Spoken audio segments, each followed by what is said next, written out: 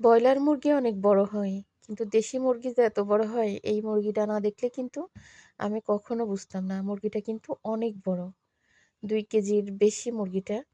তো মুরগিটা আমি জবাই করার পরে আমি তো ভাবতেছি যে এত বড় দেশি মুরগি দেখাই যায় না। তো আসলে মুরগিটা জবাই করা হয়ে গেছে।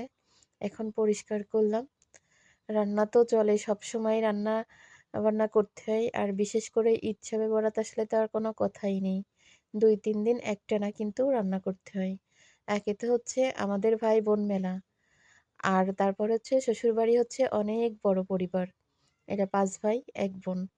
তো সেই জায়গায় এসে কিন্তু রান্না-বান্না নিয়মিত করলেও ঈদ শবে বরাতে কিন্তু বেশি করতে হয়। কালকে রান্না করছি, শবে বরাত ছিল কালকে।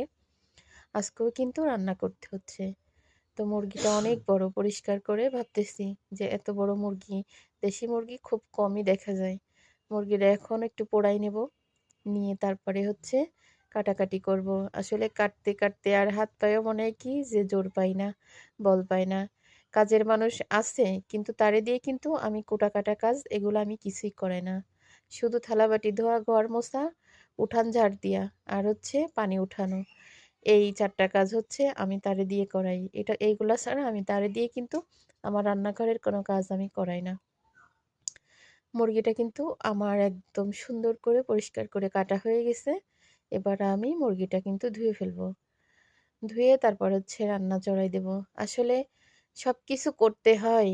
ছেলে-মেয়ের দিকে তাকায়ে আ শ্বশুরবাড়ির অন্যান্য মানুষের দিকে তাকাই কিন্তু করি। কিন্তু মন থেকে না কখনোই করা হয় না। কারণ মন থেকে তো করে মানুষ। একটা মেয়ে বিয়ের পরে তার আ স্বামী, সংসার, শ্বশুরবাড়ির লোকজন নিয়েই কিন্তু তার দুনিয়া। তো সেই জায়গা থেকে যদি তার স্বামী পাশে না থাকে, তাহলে তো তার পুরা দুনিয়াটাই অন্ধকার হয়ে যায়। তা আসলে সব কষ্ট থেকে এই কথাগুলো বলি।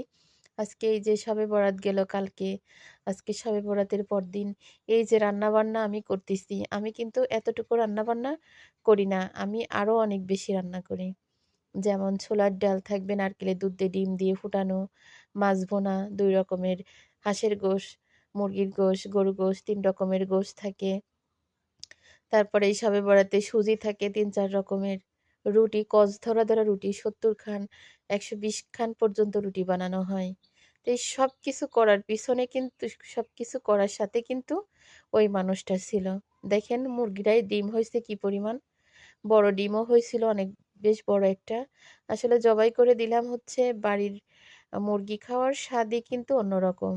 তো ভাবলাম যে কাঁচা খেলেও আমরা খাবো, আর পাকা খেলেও আমরা খাবো। এজন্য জবাই করে দিলাম। আর অনেক বড়